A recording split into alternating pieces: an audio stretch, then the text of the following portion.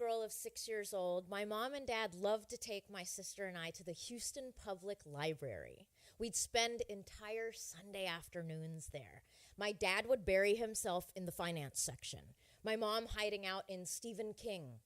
My sister maturely stocking up on 2 weeks' worth of Sweet Valley High, and I would be relegated to the huge children's section. I would browse through volumes of Little Miss Sunshine, Henrietta the Chicken, books containing jokes, magic tricks, puzzles, weird stuff like I'm My Own Grandpa. Remember that? Right? And then once I even found a book where you could learn to make your own drum. And now, as an ADHDer, and this is something that all rock and roll people kind of have in common, there's the ADHD gene. Given all that, I actually stepped up to make this drum. I cut out a rubber sole off a shoe. I mean, I was only 6, but so resourceful. I glued it onto a wood block, and then I used chopsticks for lack of drumsticks, So that's good, follow through. And I think I always had the energy of an animal. Remember animal? Now, my big sister, Ruchi, I was very envious of her growing up because she always got the cool stuff first. She was in 6th grade orchestra, second chair. She played the violin. Finally, I was in 5th grade, the year you got to pick your instrument.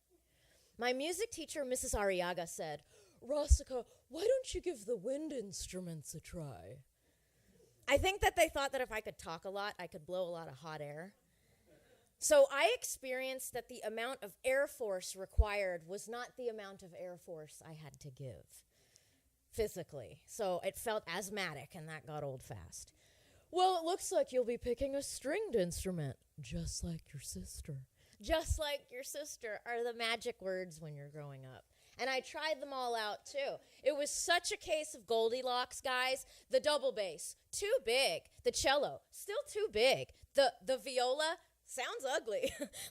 The violin, just right. I was even good, and I loved the sound. I'd been picking up a thing from my sister, so I jumped off the school bus that day, proudly announced to my mom, "I want to play the violin, too." And she paused on the chopping of carrots.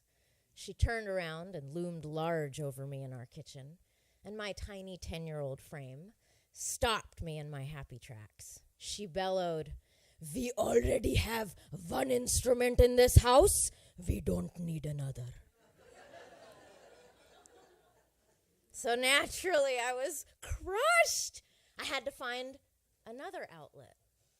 Maybe that's why I tried to fit in with the beat of a different drummer, Michael Jackson. His moves were starting to sweep the local neighborhoods. The only black kid at our school, Corey, made it cool to dance like him. The school was going to put up a play that entailed doing a tribute to Thriller. So in order to be cast as one of the zombie kids, you had to be able to dance. The day of the casting contest came. I wore some shredded shirt I found in my closet. Didn't need scissors. It was already like that. And all the kids are supposed to dance to beat it. Now, if the teacher comes and taps you, this kind of tapping, Mark, is bad tapping, okay? So it means you got to sit out. Your moves are no good. But me and my Filipino friend, Grace Magpantay, we had been practicing, so I'm like watching Grace. She's got that shimmy shoulder thing down. She doesn't get tapped. So I just kind of keep doing my shimmy shoulder thing. And then suddenly I feel something very weird that feels like a tap on my shoulder, which is very annoying when you're trying to dance. And then suddenly I understand what's happening. I'm being tapped out. But I had rhythm. Rhythm is a dancer. I remember really trying hard to be a good dancer after that. So then I had to pick up a different instrument, the video camera. My sister and I spent years, summers, making parody music videos. Things like Pearl Jam's Jeremy. See, she'd play Eddie Vedder, I'd play Jeremy, and all the bloody classmates, that was played by our stuffed animals. You had to see the video. We called our creation RMTV. Now this looking for something creative to do, this went on for years.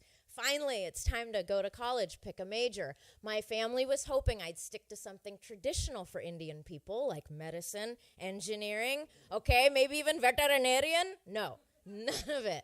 I couldn't even stick to my major of advertising. It was a sellout career. Sorry if you're in the field, but it's time to get out.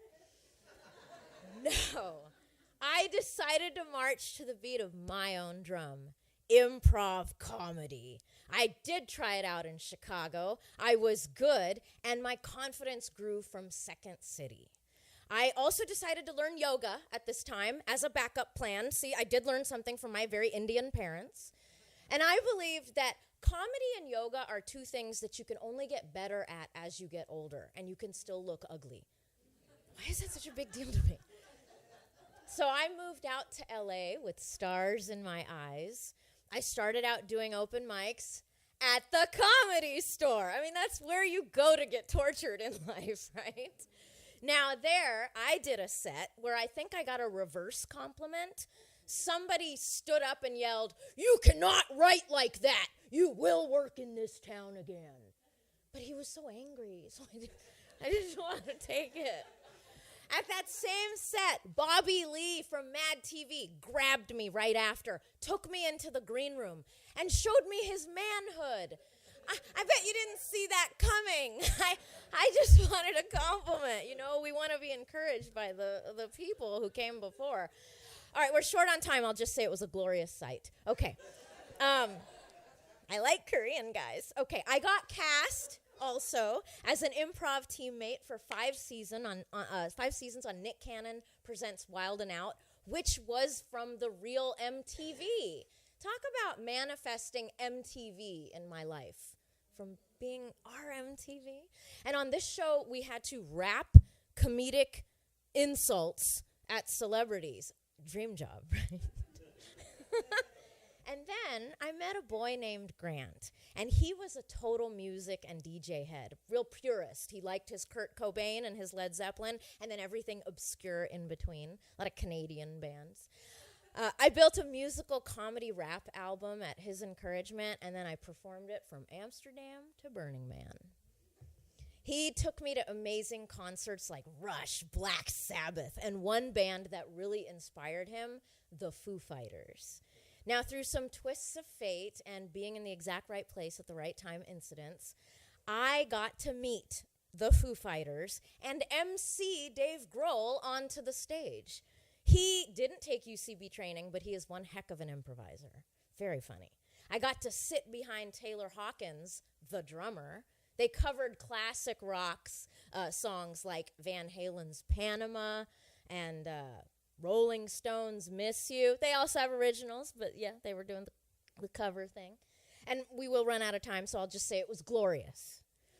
So nowadays, what I do is I use music to teach a more deep mental detox form of yoga to people in drug and alcohol recovery. And I perform my one-woman show, my Hustle Has ADHD. And I think now I am ready to just pick up some sticks and finally learn the drums. I don't need to make it a career or anything. Or maybe, I don't know. Let's ask the audience. Universe, should I become the hot drummer's wife or the hot drummer? 1, 2, 3.